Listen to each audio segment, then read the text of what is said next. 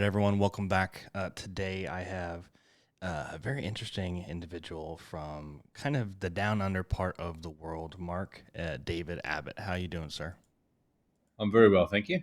Very well. Good. Hey, Excited to be. thanks for coming on. And I know we got to make the times work because you're halfway around the world, which we're going to talk about because um, I want to know how you landed in New Zealand and how you were born in Cyprus. Like, how did that all happen? Well, actually, my father was in the British Army, Oh, okay. and he was stationed in Cyprus at the time. But my mum's a New Zealander, so I was born in Cyprus. We then moved to after about a year. We moved to Germany, where my next brother was born. And when I was about four, maybe four and a half, my dad left the British Army and joined the New Zealand Army, and we moved down to New Zealand. So I grew up there. So your brother, he's a he's a German citizen? No, no. No. Born he was born in Germany, but New Zealand citizen, and New Okay. Zealand and British citizen. Okay. That's crazy. Yeah, that's Yeah. crazy to be brothers, but to be from two different parts of the world like that. Yes. That's very Yeah. crazy. And of course, your dad. It's not often that you hear of a parent or an individual who has served in two different countries' militaries. I know with the UK and all that, it's a little different because of the influence it still has in that region, but it's still very unique. That's right. Yes. I think he lost some of his seniority when he switched over, and had to sort of reestablish his career. But he had a long and successful career in the New Zealand Army as well. In fact, he joined the British Army when he was 15, I believe, as a boy Wow. soldier. Yeah, he was. And at that time, his parents, my grandparents, were in Hong Kong, and so my grandfather was in the British Army, but in Hong Kong at that time, and he packed my dad off on the ship and said, "Now's your time to become a man," and sent him off to England, join the army at 15 years old. Wow. Wow. That's a story. Like, can you imagine? Like, here in the States, you can join when you're 17. You're 18 as a legal adult. But at Yes. 17, you can join, but your parents still have to sign for you. They can't just be like, okay, go ahead. They got Yeah. to sign and say, yeah, we're consenting as the adult here to go do this. So that's crazy. Yeah. Did you serve at all? Did you follow in those footsteps? No, I did toy with the idea. So I lived in England as well for once I left home. I went to live in England for about 5 years, and at one period I was going through a time where I hated the job I was in, and I thought maybe I should try. Maybe I should join the army, and I thought I'd join as take a short service commission as an officer. And I went for what they have a regular what's called a regular commissions board, where you go and you are basically assessed by various regiments, and to see if you're someone that they would like to have in their regiment. And I went along for a couple of those sort of trials. I did one with the parachute regiment, because one of my uncles had been in the parachute regiment. So I tried that. I didn't get accepted for that because they said I was too nice. Well, they said I was too nice, which is sort of a. Um, they said they couldn't see me marching over a hill and then stabbing someone with a knife. They said I was too laid back. So I suppose in a way it was a compliment. Uh, then I tried with the Royal Tank Regiment, but by that time I realized that all I was trying to do was run away from a job I hated, and it wasn't really for me. So it was a very good experience. I don't regret it. But yeah, I went on to do other things. Well, that's a good thing because you could have just ran from a job you didn't like into another job you didn't like, and then you'd be obligated to be there, That's with right. the service commitment and all that. So probably good that it didn't work out like that. That's funny. Too nice to go over a hill and stab someone with a knife. You don't know how like resilient and tough people are when they have to, so it's kind of hard to judge that, I guess, at first look. But I think that's Yeah, fun, kind of comical. yeah. But I think those guys they see so many people come through that I think they have Yeah. their finger on the pulse as to who they think is the right fit. Yeah. And yeah, I obviously wasn't. And looking back now, I'm glad actually. They have that kind of over here with our Navy SEALs. I don't know how exactly they do the process, but I've talked to several guys that were kind of in the teams um, and had some seniority around the teams, and it's always the guys you think are going to pass through the training that fail. Big Yeah, muscle bound guys that look like they could lift a car over their shoulders, and they're the biggest babies when it comes to yeah, getting in the cold water and getting in the sand and doing the repetitions. Like, they don't have the heart and the mind. They just have the yeah, bulk and the brawn. And you think at first appearance, oh, these guys are solid. They're gonna no problems at all, and they're the ones who exactly. call it out Yeah, first. And then not just in Navy SEALs and the Rangers and Green Berets and all our special ops over here. Those yeah, are the guys that just they don't make it through because they don't have the mind and the heart. that's right. So much of it is up here. Yeah, it's a large part of it. I mean, and even when I went through, basic training, that's what they told me. I said the physical is only temporary. It's the mental that you have to let go. Like, every Yeah, night you have to go to bed, and then you have to wake up the next day, and it has to be a new day. You can't cling on to anything, because if you do, this is going to be the longest 6.5 weeks of your life. And the yes, minute I mentally, understood that, it was different. Then it was a different perspective, and it was like, hey, this is all mental. It will pass. This is supposed to make me tougher mentally. It's not the physical. I mean, I could do back then. I could do push-ups forever, yeah, and that's what it was designed to do. It wasn't designed to break you physically. It was designed to break you mentally. So, if you can get past that, it's a different story. yeah. That's right. That's right. So now you currently live in India now, right? So Yes. how'd you land in India? um, well, this is the second time I've lived here. My wife is Indian, actually. We met when I was working in Hong Kong, and just through a series of events, we came here to live the first time. Then after a while, I was offered a position back in Hong Kong. I went back to Hong Kong, and then just before COVID, coinciding with when I decided that I was going to become an author, I actually quit my job in Hong Kong, and we decided to pack up and spend some time traveling. So we came to India just to pay a visit to her family, and then COVID broke out, and we got stuck here.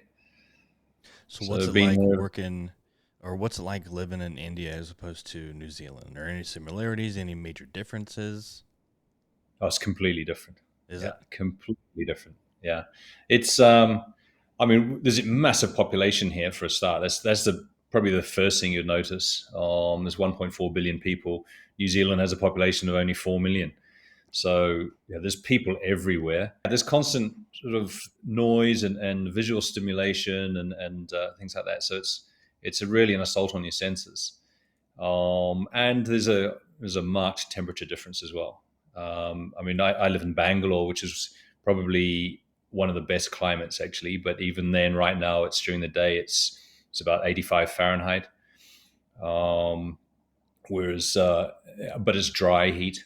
But during the earlier part of the year, it was down to 18 Celsius. I don't know what that is in Fahrenheit. So about half the temperature.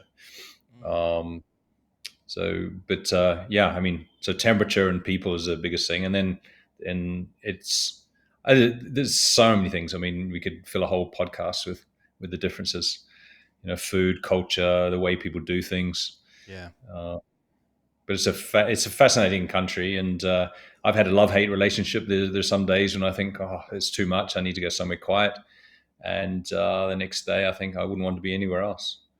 I can't imagine going from 4 million people to 1.4 billion people. Yeah, yeah. That's, Well, I've had some crowded places in between. I mean, I lived in the UK.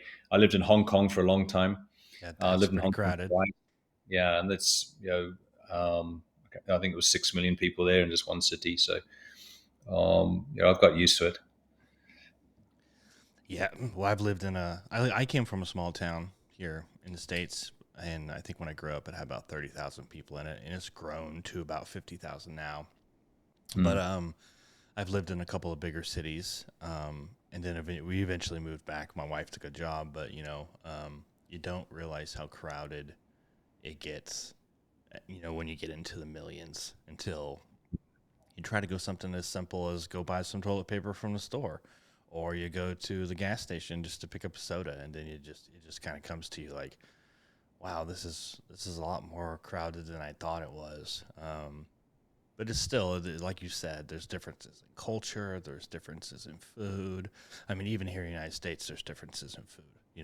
From the south to the north to the east and the west. I mean, there's differences. So it's fun to kind of travel and get to taste a little bit of those differences. But while we're talking about taste, let's talk about your gin collection, because it's something you mentioned in the show notes, and I want to talk about it because I've tried a little gin. It's not my favorite thing, but I've kind of gotten into where I kind of understand it a little better. Um, Yep. so I tried some aviation gin. Have you ever tried it? Yeah, I like aviation. It's a good gin. I do too, and it's smooth. It doesn't quite have that dryness to it Mm. that some other gins do, and then that's when I kind of learned like, oh, there's a dry gin, there's a London dry gin, and there's all these different versions of it. I thought gin was just gin. I didn't know it was made so many different ways. But let's talk. How did you get into gin? I Part of it is because I'm gluten intolerant, so I can't drink beer. And so it's either wine or clear spirits, and I discovered I tried gin a while ago, and I know it's very popular now, but this was sort of before the worldwide gin craze. And then I started discovering that there were so many different types of gin, and I started to nerd out on it. And whenever I traveled, I tried to pick up a different bottle from wherever I'd gone, and realized that it's quite a fascinating world out there, and there's so many different ways to have it as well, so many different garnishes and different glasses to drink it out of. And so when I've converted, like a lot of my friends here in India, India used to be a place where men particularly would only drink whiskey, and Really? a lot of my friends here, I've converted them over to gin. So a one man army. So what's your go-to gin? Um, Actually, it used to be, and it's also the go-to gin of my main character in my main series, was Botanist, which is a gin from Scotland. Beautiful gin with I think 22 foraged botanicals, and it's a beautiful bottle as well. So it used to be that, but now India has started making some really fantastic gins, and the foreign gins are very expensive because of taxation in India. So, but there are now a lot of really good world class gins being made in India itself. So, I tend to have something more local. What is the celebratory gin? Maybe the little more expensive bottle that you don't crack open as often. Probably something like a Monkey 47, which is from the Black Forest, Germany, Oh, and called Monkey 47 because there's 47 botanicals. That's one I like to have just by itself with no just on a with a large cube of ice and just have it as a sipping gin. But there's so many. I mean, there's new ones coming out all the time. The Japanese make some lovely gins. really? Yeah, there's one or two I like, Kino B and Kino T, from Kyoto. They're delicious. Um, but yeah, wherever you go, I'm discovering new ones all the time. I had a Japanese whiskey that was really, really good. One of the Yes, smoothest whiskeys I've ever had, and I was like, "Wow, I can't believe they're doing this. This is awesome." So, if they're getting whiskey like that, I can't imagine what they're doing with gin. So, yeah. um, The Japanese when they do something, they really they make it an art. yeah, yeah, it was good. And my first, uh, my first real exploration into gin was when I was fishing in Canada with my father-in-law and his older brothers, and his oldest brother is a big gin and tonic guy, and Yeah, he was like, "You want a gin and tonic?" And I was like, "I mean, they brought all the booze for the fishing trip. I didn't, so if they offered one up to me, I was just gonna take it." I was like, "Yeah, sure." He's like, "Have you ever had a gin and tonic?" And I was like, "Nope." He's like, "It's just gin tonic, ice cubes, garnished with a lemon, and here you go." I said, "Sounds kind of fruity. Okay, let's try it out. Refreshing, clear, clear liquid. Let's go. And God, it was so dry. It was so dry. It was so hard to drink. And I was like, I hate gin. I'll never have gin again, ever.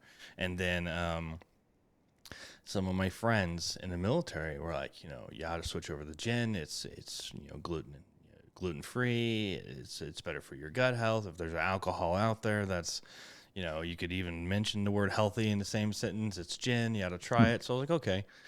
So I did a little bit of my research, and I just said, I just want a smoother gin that's not dry, doesn't have this massive bite or anything like that. What is it? And aviation was one of the ones that came up at the list. And I thought, well, it's Yeah. a celebrity gin. It's probably not going to be that good. Like, it can't be that good. And I happened to see it at the liquor store one day, and it was only like $35 for the bottle. So I said, I'll give it a whirl. Why not? And I tried it, and it was really good. And I mixed it with a couple different things to include some Sprite, and I was like, oh man, this is not bad. So I've always kind of had a bottle of that lying around. I've never really Yeah. stretched out and tried anything else, but I think I'm going to try the botanist now that you mentioned it, because I have seen it on the shelf before, and I always thought that's a cool looking bottle. So I'll have to heed your recommendation and check it out. Yeah, no, it's very nice, and it's very nice with a slice of grapefruit as a garnish. Grapefruit. Grapefruit or Okay. blood orange. Very nice. Okay. So let's talk about writing. How did you get into writing? When was that day where you were kind of like, okay, I have this idea. I'm going to sit behind a keyboard and I'm really going to try to make this happen? Well, it was while I was in Hong Kong. My previous career was in real estate, and when I was in Hong Kong, I used to sell properties in Australia to investors throughout Asia, and I really enjoyed that. I'd done that throughout my whole career, but it got to a stage for the second time I was in Hong Kong that I remember sitting in my office and thinking, do I really want to spend the rest of my life answering emails and picking up the phone and trying to sell something to someone who doesn't want it? And so it's a bit of, I suppose, a bit of a midlife crisis, one of many I have usually every 6 months. But I thought, I love to read. It's never been a thing that I wanted to be a writer. I know other writers say I wanted to write since I was young, and I never really had that urge.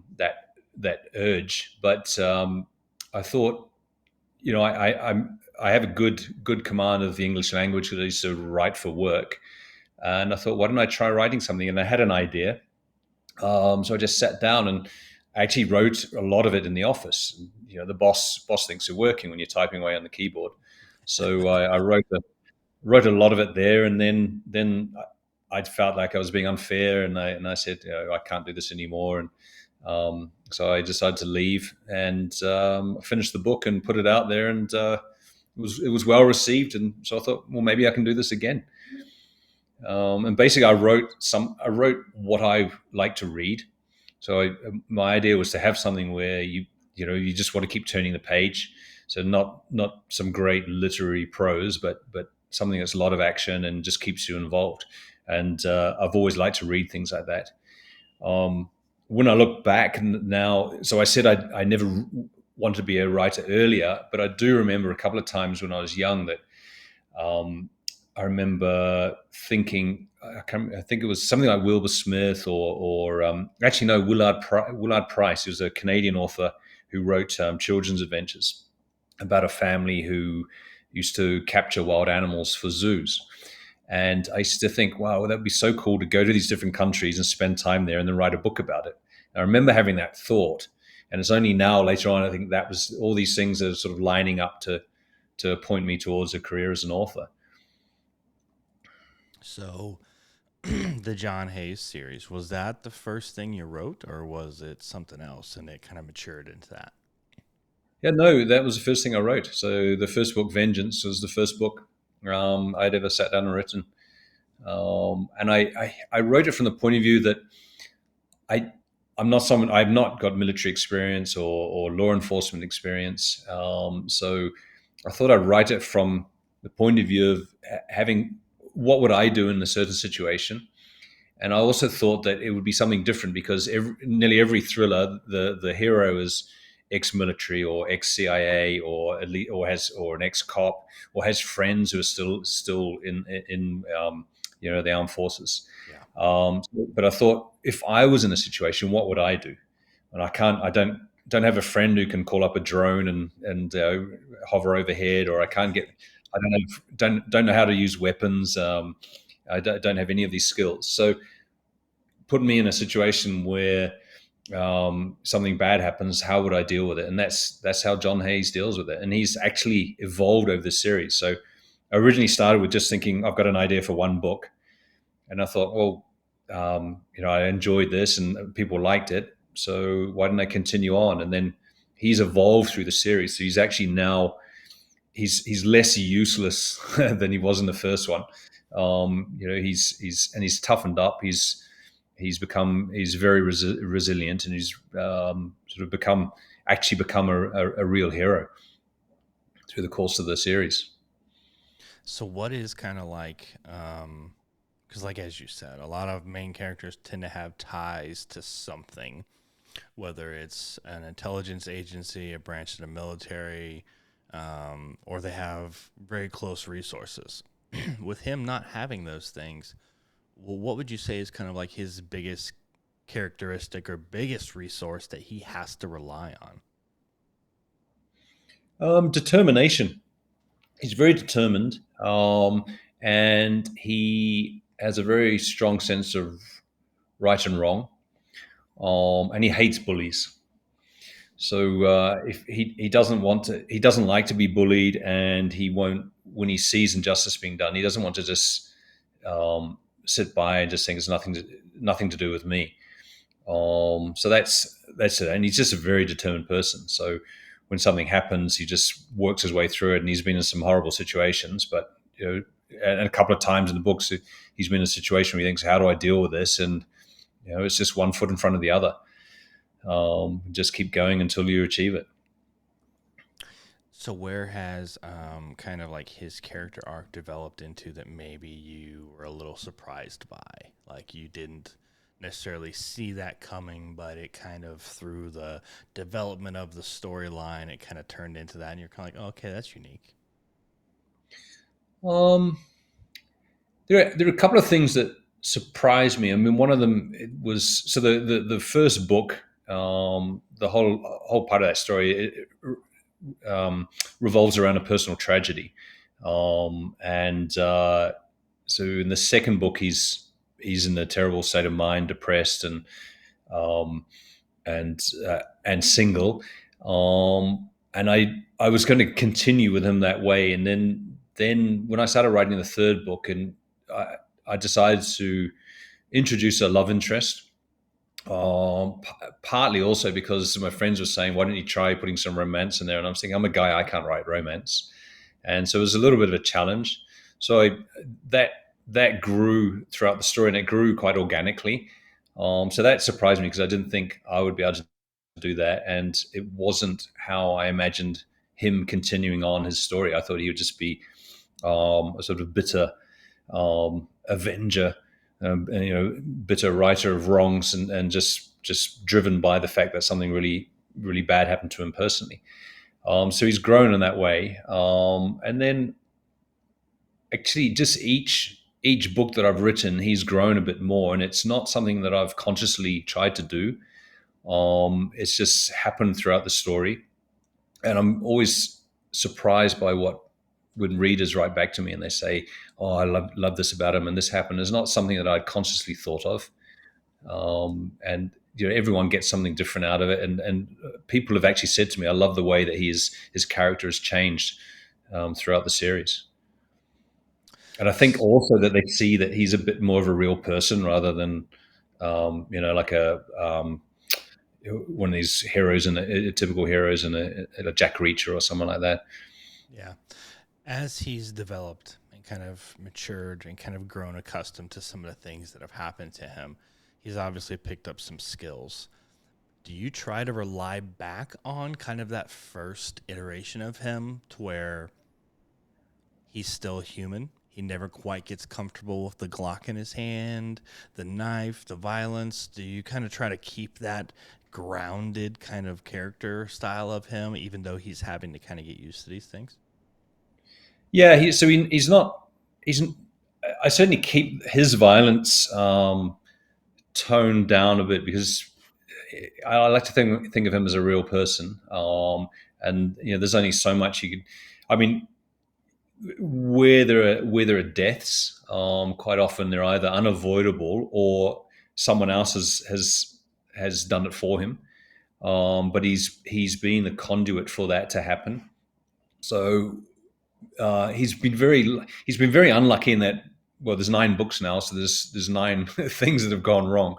But he's also been very lucky in that the right person comes along at the right time to help him out, and that comes from my own personal philosophy, and that people are good wherever you are, and that somehow whatever you believe in, the universe does tend to lend a helping hand at this time you need it. So there are a lot of events or a lot of fortuitous events that come together to help him achieve his goal, rather than him, just getting more and more violent and getting more and more skilled. So, yeah, he does now know how to handle a Glock.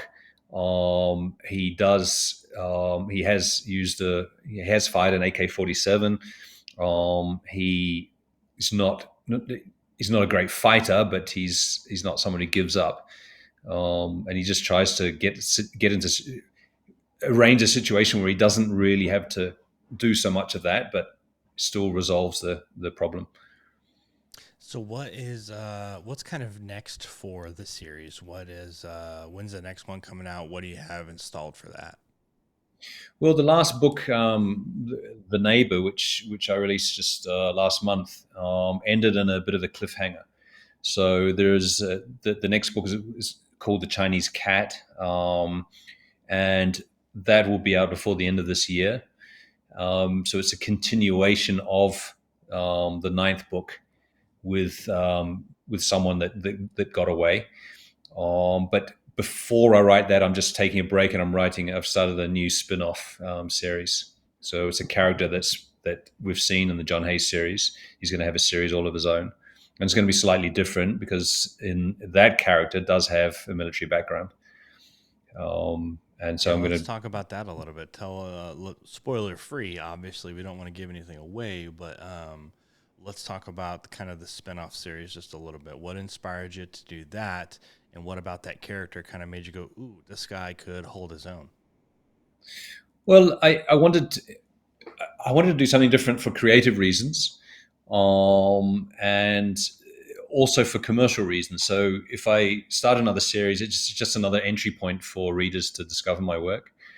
Um, and this particular, I was thinking, there are a number of characters I'd like to do spin-offs with, but this particular one is different to John in that he has actually got a military background. He's actually ex-Israeli Defense Force, and he appears in 2 of the John Hayes novels. In that he's after leaving the IDF, he becomes a bodyguard for a guru in India, and through a series of events, he is given a chance by John Hayes to redeem himself. And he's also now going on a journey to right the wrongs that he feels he's done, either as the bodyguard for the guru who ends up being a fraud, turns out to be a fraud, but also for when he was in the IDF and the things he did in the occupied territories and things like that, which he doesn't feel so good about. So he's someone who's got skills. He's trained in Krav Maga. He's very skilled in weapons. He's fluent in Arabic, and he'll be off. Again, like John Hayes, trying to right some of the wrongs in the world. So where do you see this character kind of connecting with you personally that John Hayes doesn't? Um, Probably a bit more of a living living more of a sort of, I'll be living vicariously through him in terms of, um, the get to be in a fight and subdue several people at once, and also be able to handle all the weapons that he will have. So it'll be a bit more of that. And I suppose the military career I never had, when I was in England, and I can live it through him. So, where do you see that series going that the John Hayes series didn't go to? I know you said he'd have a different skill set. Do you see him taking on more international issues and becoming a little bit more of that paramilitary guy? Like, what direction do you want to take it that John Hayes didn't? Yeah, to be honest, I don't know right now. I'm sort of halfway through the first book, and it's already, there are people in that I didn't imagine when I first started writing, and it's taken a direction I didn't envisage. So I'm just going to finish the first book and see where it goes, and that's why I've written all the books. I don't plan anything out at first. I just start with an idea, and then I sit down with a blank page and start writing, and the books write themselves. And I'm often extremely surprised as to where it's gone, and it wasn't what I'd originally thought of at first. So it would definitely be international, because I love putting. I mean, even John has been, he's been in India several times, Hong Kong, Thailand, Oman, Dubai. He's even been in Syria. So um, I like to have my characters going all over the world. It's also fun for me because the research part of it, is a big part of the writing. So I get to learn things as well. I like to put bits of the local language in there. So I love finding out. I love languages, so I love to find out, how to say certain things. Um, so yeah, it, one of the reasons why I quit my job is I wanted to do something that's fun and interesting, and that's why I want to keep the writing fun and interesting. Because and each time I write a book, it's somewhere new, different adventure, different character, different setting. Yeah, you mentioned that you travel a lot, and how does that help with research? Obviously, it puts you in a lot of different places where you can uh, you can kind of see a lot of different things. But how essential is that to your research, especially with starting a new series and kind of like some of the research you did that maybe didn't apply to John Hayes, but you can kind of carry forward? So yeah, so there'd be some crossovers in terms of locations. I think traveling personally helps me a lot. I mean, as an author, you don't have to. You just get on Google Earth, and there's enough on the internet for you to find out. But Right. I love I love to put in things that I've observed personally, and whether it's interactions with the local people, or even smells, types of food, sights and sounds. I love to put those sorts of things in there, and I feel that if I've experienced it myself, it's so much easier to put on the page. And I've had people comment that when they read my books, they feel as if they're there. With the John Hayes books, the only place he's been to that I haven't been to is Syria. So that I had to, in terms of locations, I use Google Earth, but the landscape and the sights and sounds, I just drew on my experiences going to Jordan, going to Iran, and other parts of the Middle East, and I just use those to describe the desert and things like that. Um, and what I want to do in the future, now COVID's well and truly over, is get traveling more and just go to new locations. I want to spend time in Scandinavia, and I like to set something up there. I'd love to do something in Africa. Yeah. So it's I can indulge two passions at once. So, what kind of research are you going to do for this new series that maybe you wouldn't have normally done? There's a lot. Actually, I'm not sure. Oh, I've done this. There's quite a lot in terms of drugs. So the book's called The Mule, and so there's a drug element to it.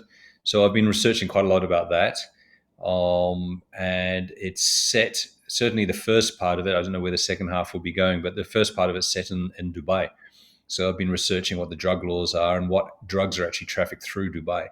Now they've been very strict. So in Dubai, in terms of how they handle and how they prosecute people who are caught with narcotics.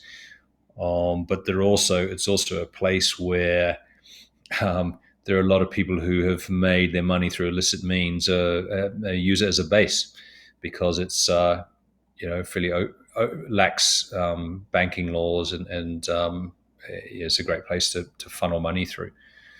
So I'm balancing the typical story about drug trafficking with the location that it's in. So that's been quite interesting to research. The rest of things like weapons and things like that, I've done that before with the John Hayes novels, but I'm also having to research more to build the background of this character in terms of when he has flashbacks to his time in the Israeli Defense Force. To just research a bit more about what happens there, and what their typical missions are, and so things that he would have experienced, and just try and build that into the story as well. So before I let you go, let's kind of talk about what's next. You mentioned a new John Hayes book by the end of the year, correct? Yes, yes, But and before the that, you're kind mule, of taking a break to do the new the series. mule. Yes, yeah. So that I hope to have that out. I'm telling everyone June because I want some wriggle room, but I hope to have it out in May. I've Okay. always found I should, over sort of what's the was it over. I don't want to overpromise and underdeliver. Yeah. So Yeah. I'd rather put the deadline out because as a writer, you never know what's going to come, what life's going to throw at you in terms of stopping you from writing. So Yeah. I have a friend now who is a self-published author, and um, when you serve in the U.S. military, if you go to write a book, you have to submit it to the DoD's like book review, publishing review board, and they basically read through it and see if there's anything they want to redact. And he was a pilot in the Navy, and I'll leave it at that. But he submits just like everybody else does to make sure he's legal and that he's doing his due diligence and he's following the rules. And everybody's really been looking forward to his follow up book. And his first book was really good. I had him on the podcast. Great guy. And it just seems like he just keeps getting like kind of punched in the face by them, and they're just yeah, dragging their feet. So he's having to kind of kick that can down the road. And I feel horrible for him because, the cover looks great. The premise sounds awesome. Like people are hyped about it. And it's just like, I can just see him kind of getting deflated. And I'm like, man, I feel bad for you because, uh, the Department of Defense here moves in its own time.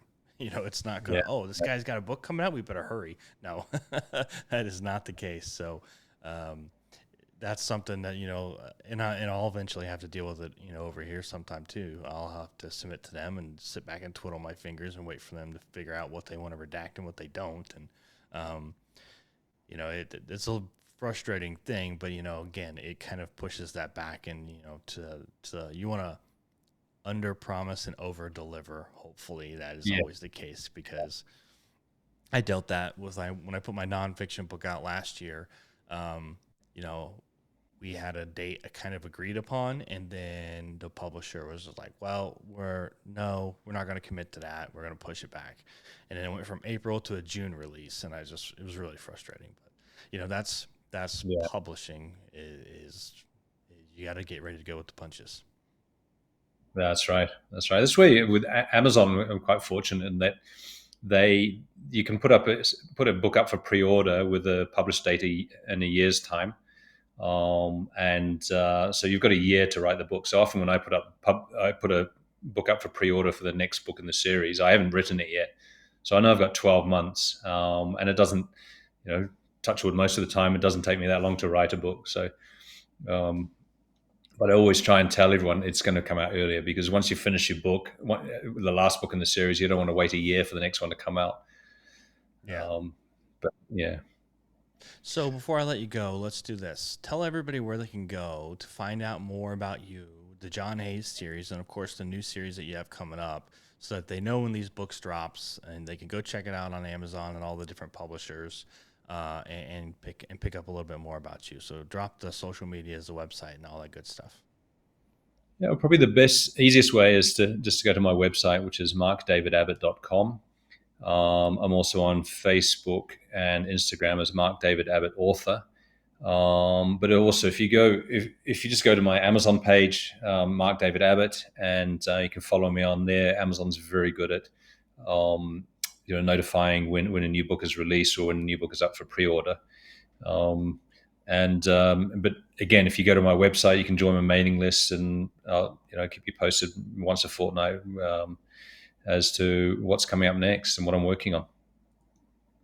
Well, Mark, it was a pleasure. Thank you so much for doing this. Thank you so much for getting the schedules aligned so we could chat for a little while. The John Hayes series sounds amazing. So does this new one that you're coming up with. So I wish you the best of luck, and we'll Thank you. definitely stay in touch. Thanks for coming on. No, thank you very much for having me. It's been a pleasure having a chat with you.